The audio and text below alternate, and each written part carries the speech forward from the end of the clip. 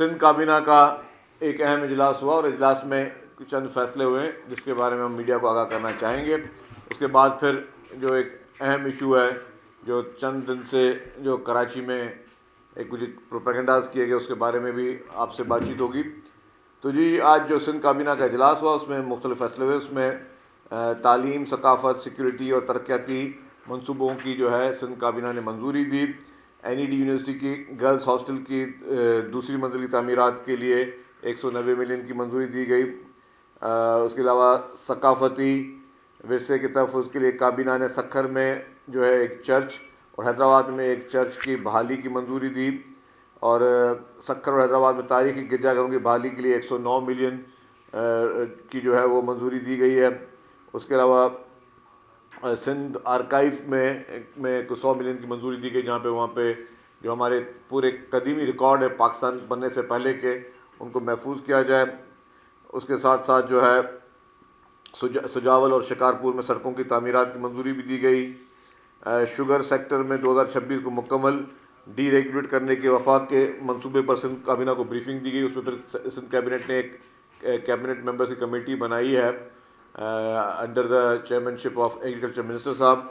वो जो है उस कमेटी की जो है नेक्स्ट कैबिनेट मीटिंग तक जो है वो अपनी देंगी रिकमेंडेशंस, और उसमें फिर ये फैसला किया जाएगा कि जी इसको क्या आगे का लाया अमल हो, जिससे जो है इस इंडस्ट्री को भी फ़ायदा हो और जहाँ पे जो हमारे काश्तकार किसान हैं उनको भी ज़्यादा से ज़्यादा प्रोटेक्शन और उनको अच्छे रेट्स मिल सके। सिंध काबीना ने फ्लड एमरजेंसी जो है उसके लिए 6.1 अरब रुपए की मंजूरी दी, जिसमें अब फ्लड एमरजेंसी फ़ंड जो है वो उसको हम चाह रहे हैं कि इस तरह मजबूत किया जाए ताकि तमाम इंतजाम पहले से मुकम्मल हों और कल को खुदा न खास्ता कभी भी जो कि क्लाइमेट चेंज हो रहा है, कल को कोई चैलेंज हो तो उसका मुकाबला किया जा सके।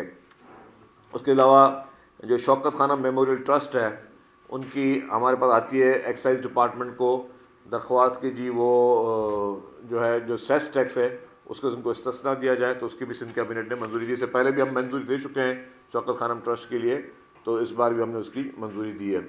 उसके अलावा जो हैदराबाद और सक्खर मोटरवे है जो कि वफाकी हुकूमत ने बनाना है, अभी तक बनाया नहीं, उसमें जो ज़मीनों की जो एक्वायर करने थे और बाकी जो था, तो सिंध हुकूमत अभी तक 10.4 बिलियन रुपीज़ ऑलरेडी पे कर चुकी है इस मंसूबे के लिए। जो हैदराबाद और सक्खर का एक मोटरवे बनना है जो कि अभी तक नहीं बन पा रहा, वफाकी हुकूमत ने बनाना है, उसमें जो सिंध हुकूमत की जो चीज़ें थी उसे बढ़कर सिंध हुकूमत जा चुकी है। अभी तक 10.4 बिलियन रुपीज़ जो है सिंध हुकूमत बन चुकी है। रेस्क्यू 1112 के कायम शुदा ज़िले सेंटर्स को फाल बनाने के लिए हुकूमत सिंध जो है 192.745 बिलियन रुपीज़ की इजाफी ग्रांट की भी मंजूरी दे दी गई।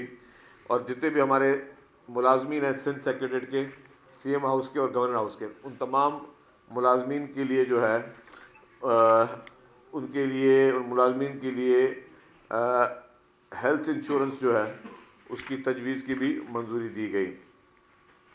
अब जो दूसरा मेन इशू है वो चंद दिन पहले यहाँ पे चीफ मिनिस्टर खैबर पख्तूनख्वा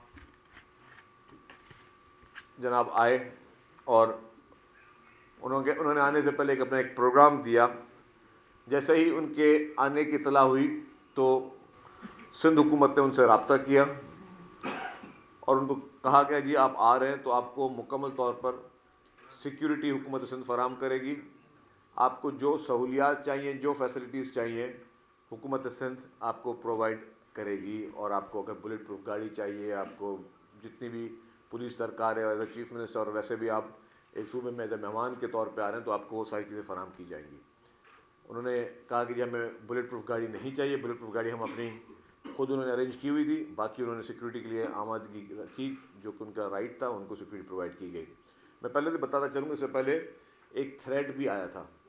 हमने जानबूझ के उस थ्रेड की खबर को मौके से पहले नहीं किया था, लेकिन उनको बता दिया गया था खैबर पख्तूनख्वा हुकूमत को कि ये कोई एक सिक्योरिटी इदारे की तरफ से आपको जो है आपके लिए थ्रेट एक अलर्ट जारी हुआ है, उनको बता दिया गया था। लेकिन हमने उसको इसलिए नहीं बताया पब्लिक में ताकि खुदा न खास्ता जो है उसको सुन के कोई और अपना कोई जो है वो कोई उसको मौके का फ़ायदा ना ले। तो खैर उन सारी चीज़ों को मद्देनज़र रखते हुए हमारे उसके बाद फिर हमारे सूबाई वज़ीर नासिर हुसैन शाह साहब ने पीटीआई के सूबाई रहनुमाओं से रब्ता किया और उनसे पूरे प्रोग्राम्स चॉक आउट किए कि जी आप आएँ, मोस्ट वेलकम।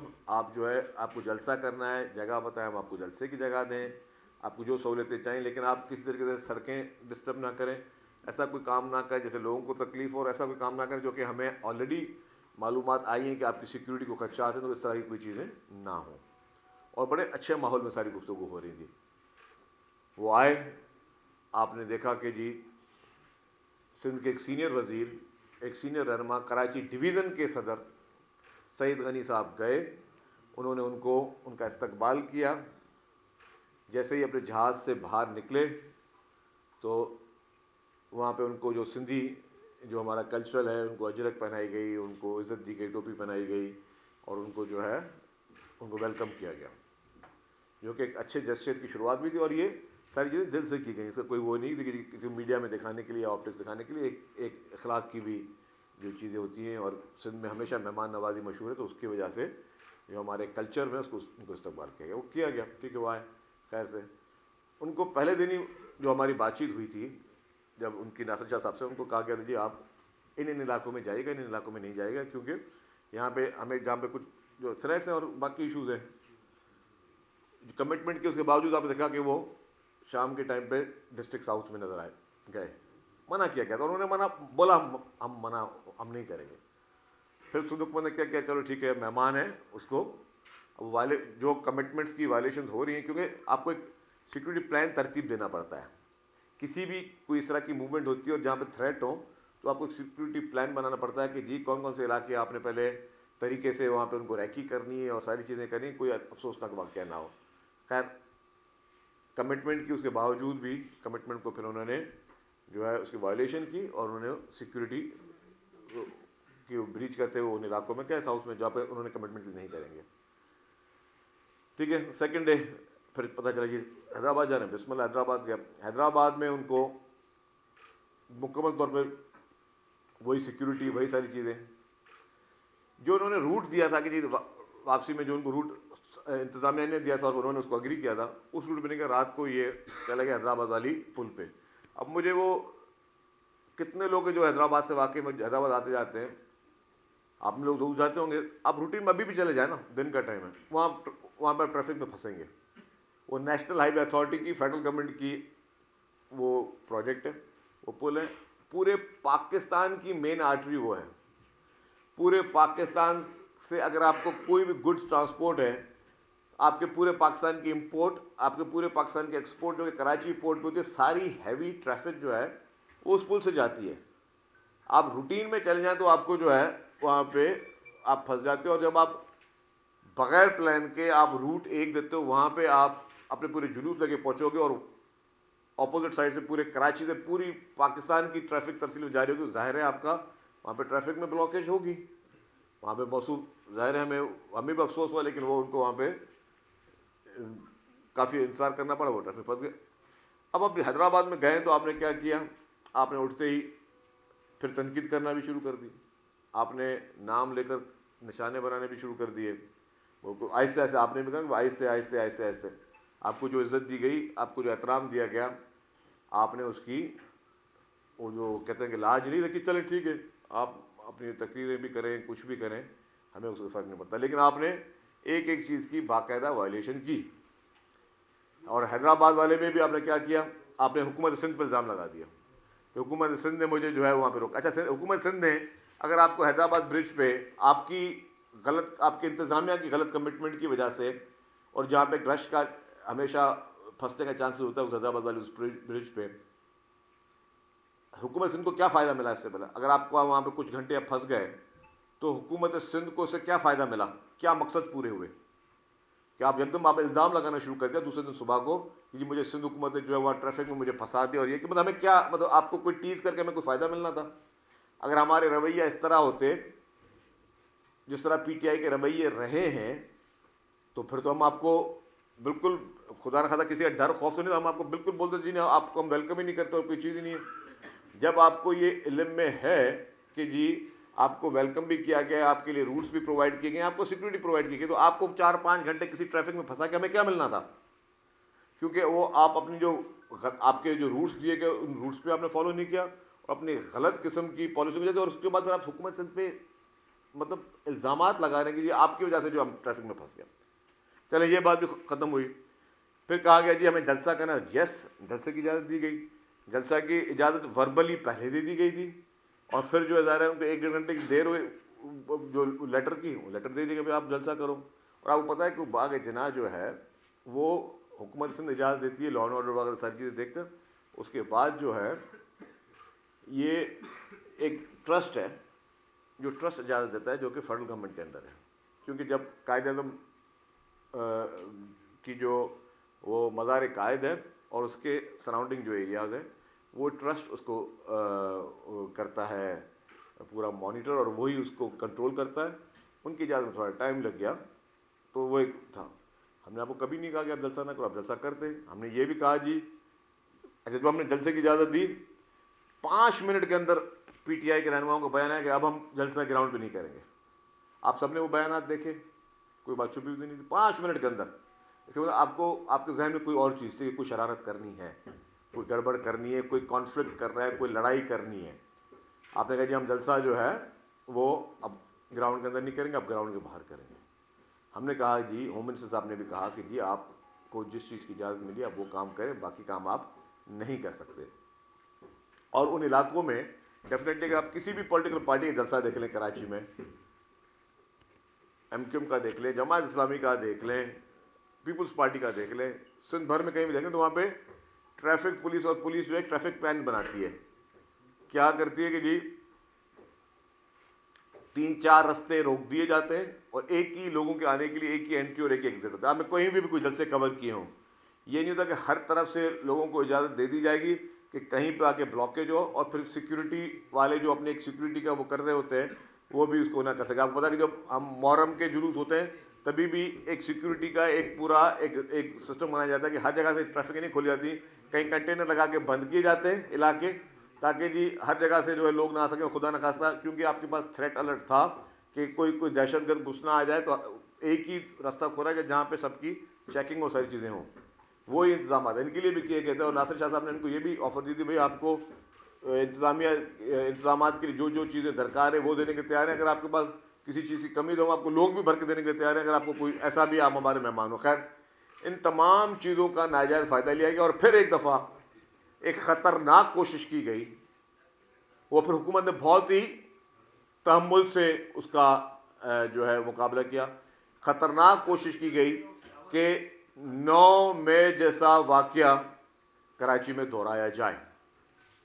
जिस तरीके से पुलिस पे पथराव किए गए, जिस तरीके से मीडिया की गाड़ियां, या आप मीडिया में बैठे हैं, आपकी गाड़ियों को जिस तरीके से उसके शीशे तोड़े गए, आज टीवी की वैन के शीशे तोड़े गए, बाकी मीडिया हाउसेस के लोगों को, सहाफ़ियों को ज़दोकोब किया गया, ख़वातीन सहाफ़ियों को जो कि पीटीआई की एक पुरानी रवायत रही है उनको आपने निशाना बनाया। तो ये सारी जहन की अक्कासी करती हैं कि आपका जो लीडर है जिसने आपके जहनों में सिर्फ इंतशार, सिर्फ जो है वो मुल्क और हुकूमतों के ख़िलाफ़ जो है वो बगावतें करना और जो है इस तरह की चीज़ें करनी जिससे खुदा न खासा किसी को नुकसान हो, आपने वो हर काम किया। अनफॉर्चुनेटली ये तो हुकूमत सिंध ने बड़े तहम्मुल का मुजाहरा किया।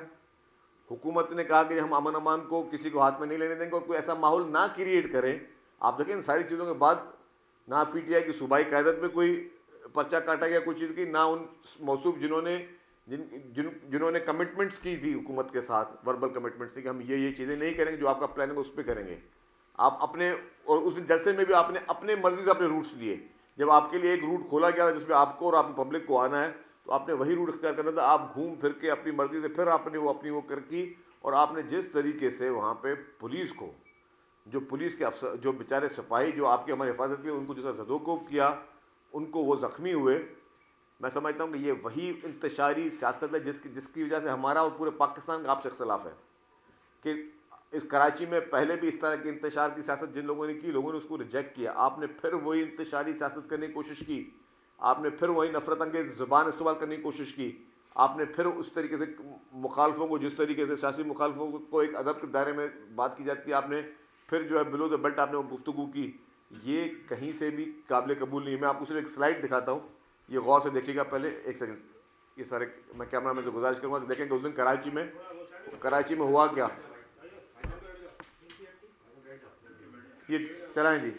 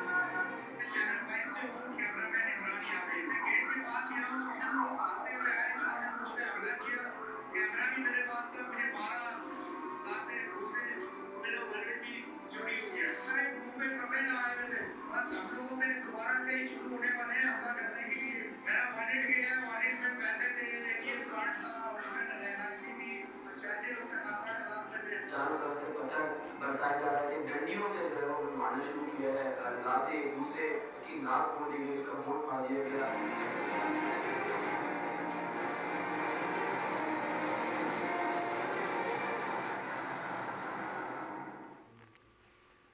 तो ये आपने देखा कि किस तरीके से कोशिश करके कि एक दफ़ा फिर 9 मई जैसा वाक़या करें, हालात ख़राब करें, कानून को अपने हाथ में लें। और पुलिस ने किस सब्र तहम्मुल का काम लिया, हुकूमत ने किस सब्र तहम्मुल का काम लिया। अगर हुकूमत के जहन में कोई शरारत होती तो हुकूमत सख्त कार्रवाई कर सकती थी, हुकूमत जो है गिरफ्तारियाँ कर सकती थी, हुकूमत जो है इन पर मुकदमे कायम कर सकती थी। लेकिन हमने कहा नहीं, हमारे मेहमान हैं, हम उनको कहते गए, हमने उनसे राब्ते मुसलसल रखे कि जी आप मेहरबानी करके इस तरह के हरकत ना करें, कानून हाथ में ना लें। ये सारी जो आपने वीडियोस देखी हैं, इसमें तो आप सारे सहाफ़ी आप सब उस चीज़ के आई विटनेस हैं। तो पूरे पाकिस्तान को दिखाना चाहते हैं कि इन्होंने क्या किया है, और ये अपनी तर्ज सियासत को तब्दील करने की किसी भी तरीके से तैयार नहीं है।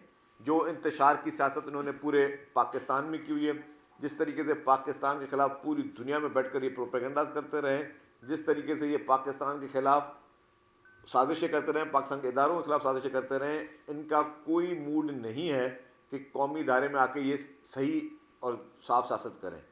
जो ये रवैया है ये बहुत काबिल मज़म्मत है, और हम सब इस चीज़ की मज़म्मत करते हैं।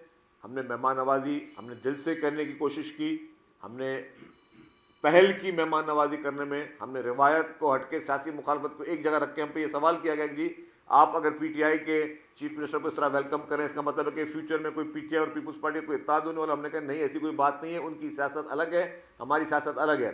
उनकी सियासत जो पीटीआई की वो इंतशार वाली सियासत है, हमारी पुरअमन और डेमोक्रेटिक सियासत है। लेकिन उसके बावजूद क्योंकि वो हमारे सूबे में आ रहे हैं, तो हमारा अखलाकी फ़र्ज़ है कि हम उनको ना सिर्फ उनको फैसिलिटेट करें, उनकी जो है उनको मदद उनको दरकार वो करें। जब हम ये रवैया रख रहे हैं, हमारी शराफत का जो है वो नाजायज़ फ़ायदा लिया गया। हमने वो उनको इज़्ज़त दी जो कि कभी उनसे हम एक्सपेक्ट नहीं कर सकते, ना ही कभी आप करेंगे कि पीटीआई के और इमरान खान के फॉलोवर जो उनके सेकंड टीयर फर्स्ट टीयर कभी आपको वो रेस्पेक्ट देगी। हमने दिल से आपको इज़्ज़त दी, दिल से आपको वेलकम किया, और आपने ये आके हरकतें की। शरीफ साहब ये बता दें कि जो कमिटमेंट वज़ीर आला केपी ने सिंध हुकूमत के साथ की, क्या वो पूरा ना होने की वजह से या उन्होंने पूरा नहीं किया कमिटमेंट, इसकी वजह से वज़ीर आला सिंध से उनकी मुलाकात मुलतवी कर दी? अच्छा किया सवाल आपने करके। देखिए जी, अभी क्या ये सवाल मुलाकात की बात कहाँ से आई? जब चीफ मिनिस्टर केपी को कहा गया कि जी आप आए और हमें प्रोग्राम दें और हम आपका पूरा वो अरेंजमेंट करते, तो उन्होंने चीफ मिनिस्टर केपी के हाउस से एक प्रोग्राम आया जिसमें उन्होंने डिसाइड किया कि जिस दिन जा रहे थे उस दिन सुबह को 9:30 बजे वो वज़ीर आला साहब से मुलाकात करेंगे। वो उन्होंने डिसाइड किया। जब हालांकि जब आपको पता किसी से मुलाकात की जाती है, अगले से पूछा जाता है यार आपको क्या टाइम सूट करता है। तो जब उन्होंने ये प्रोग्राम बुझा कि सुबह को 9:30 बजे आएंगे, तो उस वज़ीर आला साहब ने कहा कि जी इस वक्त वो जो टाइम था उनकी, क्योंकि आपको पता है चीफ मिनिस्टर की मीटिंग जो है 1-2 दिन में नहीं तय होती हैं, उनका 15-15 दिन 20-20 दिन के पूरे प्रोग्राम तय होते हैं। तो चीफ मिनिस्टर सेक्रेटरी से उनको ये कन्वे किया गया कि जी ऑलरेडी चीफ मिनिस्टर साहब की मसरूफियात हैं इस टाइम में, अगर कोई इंपॉर्टेंट इश्यूज़ हैं तो हमारे सीनियर मिनिस्टर मेरे लिए कहा गया कि जी वो आपसे मिलेंगे, जहाँ बोलेंगे आप वो वहाँ आ जाएंगे, जहाँ आप जाना चाहे वो आ जाएंगे। हमने उनको कन्वे किया कि अगर आपने कहीं मिलना है तो आप हमारे पास आ जाएं, और अगर आप समझते हैं कि आपका आना मुनासिब नहीं है तो हम आपको जहाँ पे भी आप ठहरे हम वहाँ पे एज ए सीनियर मिनिस्टर, मैं हुकूमत सिंध को रिप्रेजेंट करता हूँ, मैं वहाँ जाने के लिए तैयार था। हमने उनको कन्वे किया, उन्होंने फिर जवाब ही नहीं दिया। तो ये वही रवैये की बात है ना कि हमने जब उनको कन्वे किया भी हम हाजिर हैं, आप जहाँ बोले हम आपको आ जाएंगे। और जो टाइम आपने सेलेक्ट किया है वो एक चीफ मिनिस्टर है जिसके 15-20 दिन के प्रोग्राम एडवांस में दिए होते हैं। ज़ाहिर है कभी आप डिप्लोमेट्स को प्रोग्राम देते हैं, कभी आपके कहीं इफ्तिताह होते हैं, कहीं कभी आपके कॉन्वोकेशंस हो रहे होते हैं, तो ये बड़ी बड़ी तकरीबात ऑलरेडी आपकी प्लान होती हैं और वो बहुत पहले प्लान होती हैं। तो आपकी चॉइस पे एग्जैक्टली वो टाइम उनके लिए अवेलेबल नहीं था, तो फिर भी रिग्रेट नहीं किया गया, बोला जी देखिए कि हम आपको अभी ऑल्टरनेट दे रहे हैं। शदीद साहब ये बताएं कि जो चीफ मिनिस्टर साहब हैं उनका ये कहना था कि वो कराची इसीलिए आए कि 8 फरवरी को वो पूरे मुल्क में पहिया जाम करेंगे और कराची में भी पहिया जाम करेंगे और सिंध में भी करेंगे, यानी पूरे सिंध में।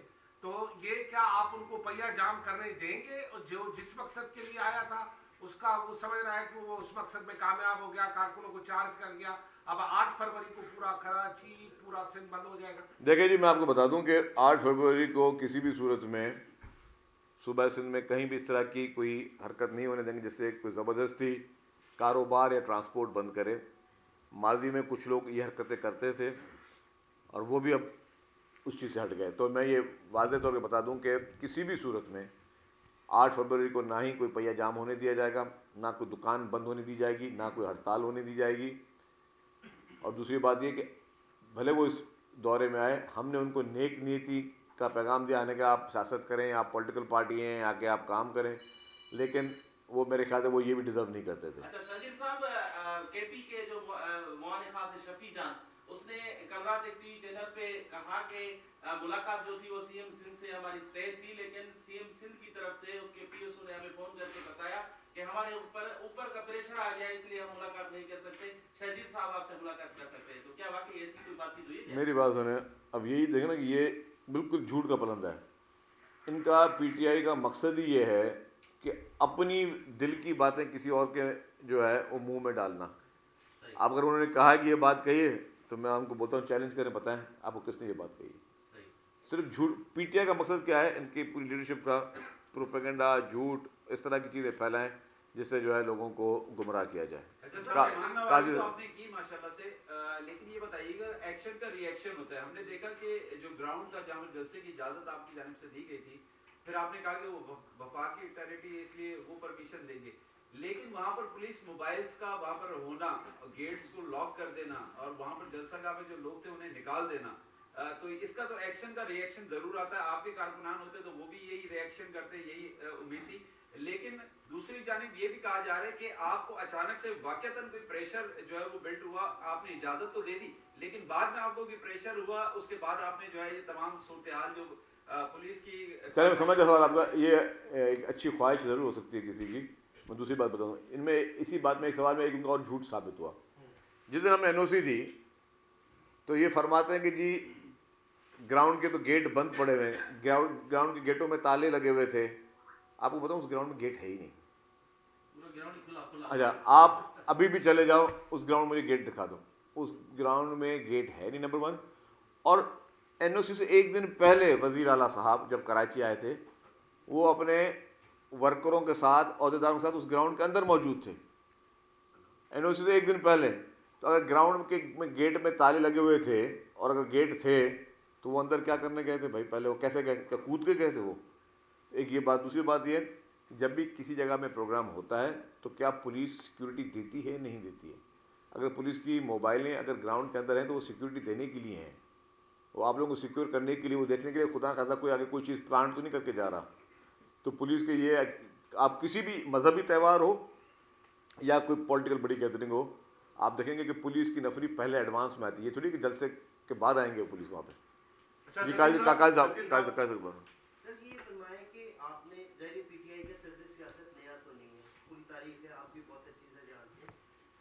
बावजूद सिंध गवर्नमेंट ने इतना बड़ा रिस्क क्यों लिया इनको पॉलिटिकली वो मूवमेंट करने के लिए? ये एक बहुत बड़ा रिस्क था क्योंकि खुदा न खास्ता आपको बताया थ्रेट अगर होती तो अल्टीमेटली सिंध गवर्नमेंट किस हद तक बदनाम होती, शायद इसका सबूत करना भी बड़ा मुश्किल है कि अगर अल्लाह आपने रिस्क लेने का एक आम तासुर ये है कि कोई पॉलिटिकली कोई अचीवमेंट हासिल की गई है इस दौरे को दिखा के। दूसरी बात सर, दोबारा से सिंध में नए सूबों की तकसीम मजीद बनाने की एक नई तहरीक शुरू हो गई है। पहले एक दो थे, अब मजीद अफराद इसमें शामिल हो गए और वो चाहते हैं कि मजीद इस बारे में। अच्छा, पहले जो आपने सवाल किया काजी साहब कि हमने इजाज़त क्यों दी, अगर हम इजाज़त नहीं देते तो आप क्या बोल सवाल कर रहे होते अभी आप, क्यों नहीं दी? तो आपने इजाज़त क्यों नहीं दी? इजाज़त दो तो भी आप पूछ रहे हैं कि भाई क्यों दी, नहीं देता तो बोलते भाई क्यों नहीं दी। देखिए, इजाज़त इसलिए दी गई कि जी हमने कहा कि आप एक पॉलिटिकल पार्टी, हम आपको समझने की कोशिश करते हैं, आप एक इलाके के चीफ मिनिस्टर हैं और हम आपको चाहते हैं कि आप अगर यहाँ पे अपनी कोई भी इस तरह की पॉलिटिकल एक्टिविटी गवर्नमेंट के बताए हुए तरीक़ेकार पे करें। बताए हुए, मैं ये नहीं कि हम जैसे कोई डिक्टेट करना चाहते हैं, बताने भाई आप इस ग्राउंड में कर लो, आप करो, आप ये रूट्स उठाओ, जो कमिटमेंट गवर्नमेंट के साथ करो वो पूरी करो, आप करो, कोई मना नहीं कर रहा। लेकिन आपने उसकी वायलेशन की, आपने कोई रिस्क था, रिस्क हमें अंदाज़ा है कि थ्रेट था, इसीलिए हमने उनको पुलिस की बेशतर जो है सिक्योरिटी फराम की। हमारी सबसे बेहतरीन इदारा है SSU, उसकी security chief minister Khyber Pakhtunkhwa को प्रोवाइड की गई उनको सिक्योर करने के लिए। और जिन जिन जगहों से उनको और जिन जिन रूट्स के लिए मना किया गया, उन्होंने जानबूझ के वही रूट्स वही जगहें लीं। अब वो किस मिशन में थे वो खुदा को पता है। लेकिन ये सारी चीज़, दूसरी आपने बात की कि फिर आवाज़ आ रही है, ये कोई सूबों वाली बात जो है ना, ये सब एक कान से सुने दूसरे कान से निकाल दें, कोई मजीद सूबे नहीं बन रहे जी। अच्छा शर्जील साहब, ये बताइएगा कि PTI वाले ये इल्ज़ाम आयद करते हैं कि जलसे से एक दिन पहले रात में पुलिस ने जो है वो इनके ऊपर जो है वो लाठीचार्ज किया बागले जिना ग्राउंड के अंदर, जबकि वो जलसे की तैयारी कर रहे थे। और जिस दिन जो है वो इनका जलसा था तो नुमाइश चौरंगी पे पुलिस ने इनके कारकुनों को पहले पकड़ दकड़ शुरू की, फिर अचानक जो है वो पुलिस वहाँ से चली गई और एक जमीन जो है वो बागले जिना के अंदर दाखिल हो गया।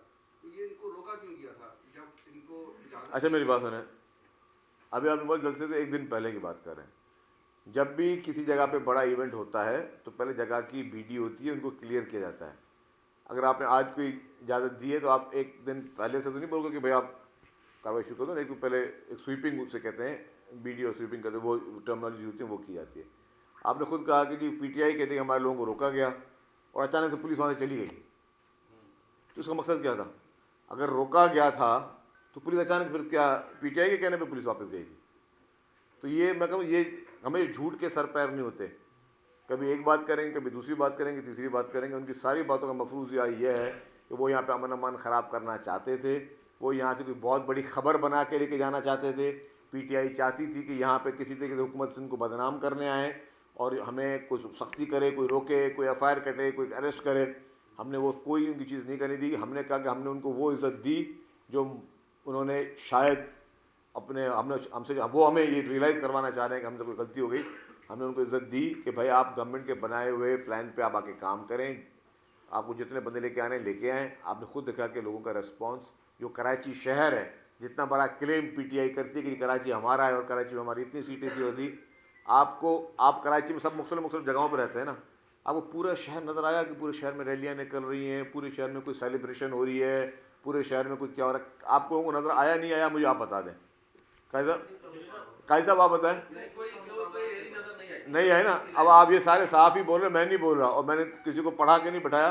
जब पूरे, वरना जब फेस्टिविटी होती है, जब लीडरान आते हैं, जब सेलिब्रेशन हो रही होती हैं, तो शहर में इंतज़ामिया के कैंप्स लगे होते हैं, शहर में रैलियाँ चल रही होती हैं, शहर में लोग 1-2-3 दिन पहले भंगड़े डाल रहे होते हैं।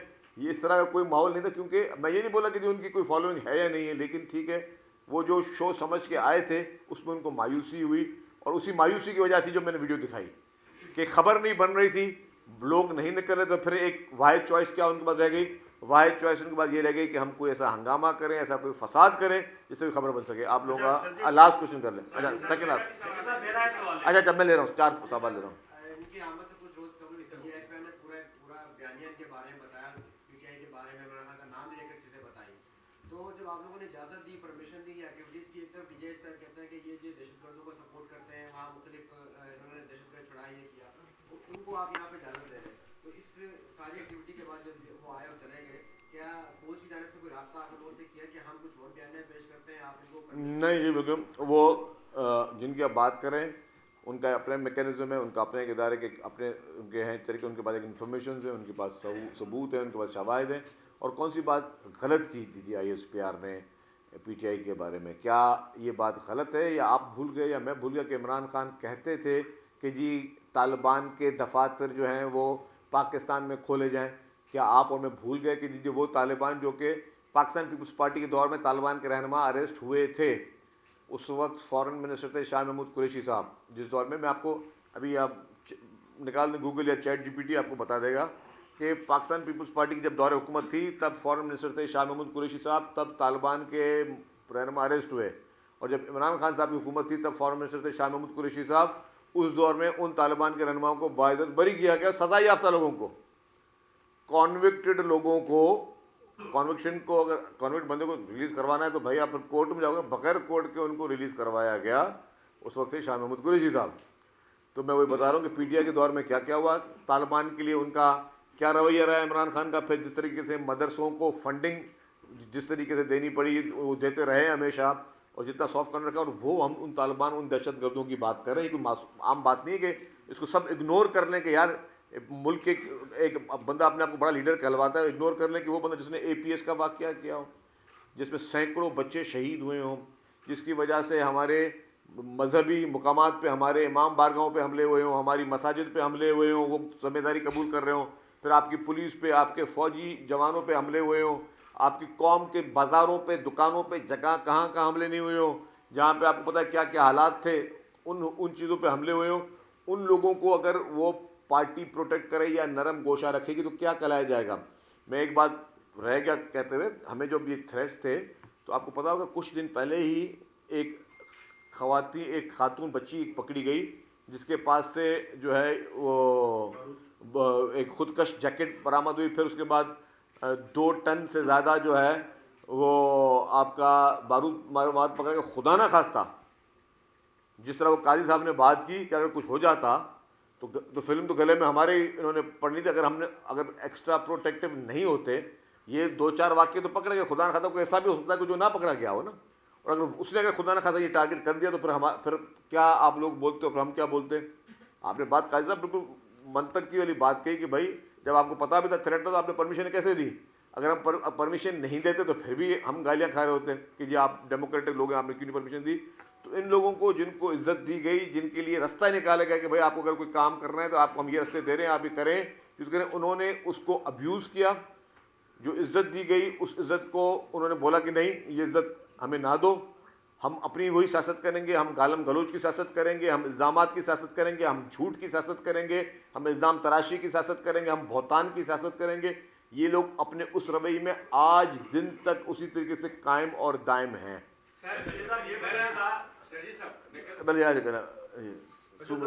जलसे के बारे में आप क्या कहेंगे, क्योंकि बड़े दावे किए जा रहे हैं कि बहुत बड़ा पावर शो PTI ने कर दिया, जबकि हमारी इतलात ये है कि 80 से 90% KP के लोग थे।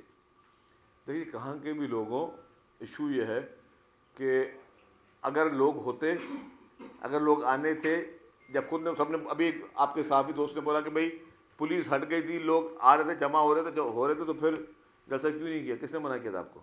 जब आपको पता चलता कि जब लोग नहीं आ रहे, ग्राउंड बहुत बड़ा है, ग्राउंड भरा हुआ नहीं जा रहा, तो उनको और कुछ नहीं करो, पुलिस पे पथराव कर दो, खबर बन जाएगी। जी जमाली साहब, उसके बाद लास्ट क्वेश्चन। हाँ साहब, जो काबीना का आपने फैसला बताया कि आज सिंध काबीना ने फैसला किया है कि सिंध सेक्रेटेरिएट और सिंध असेंबली के मुलाजमीन की हेल्थ इंश्योरेंस की जाएगी। इस बारे में हम अक्सर ये सवाल करते हैं साफियों के हवाले से, दीगर इदारों के हवाले से, तो सिंध हुकूमत के ये मौक़िफ़ होता है कि सिंध के अस्पतालों में सबके लिए मुफ्त इलाज है और बेहतरीन सहूलियात हैं, तो फिर सरकारी मुलाजमीन के लिए हेल्थ इंश्योरेंस की। देखिए जी, सबके लिए मुफ्त इलाज है, सबके लिए जो है सिंध में हर आवाम के लिए, हर आदमी के लिए मुफ्त इलाज है। इसी तरीके से जो सरकारी मुलाजमिन हैं उनके लिए मुफ्त इलाज है। गवर्नमेंट की जो तमाम गवर्नमेंट मुलाजमिन होते हैं उनके कुछ पर्क्स एंड प्रिविलेजेस होते हैं, उस प्रिविलेजेस को कंटिन्यू रखा गया है इसमें। जी शरीफ साहब, ये बताइएगा कि सोशल मीडिया पे चल रहा है कि जो PTI के KP के से जो आए हुए थे CM साहब, उनको जो तोहफा दिया गया था, अजरक और टोपी, वो PTI और उन्हें वापस कर दिया है।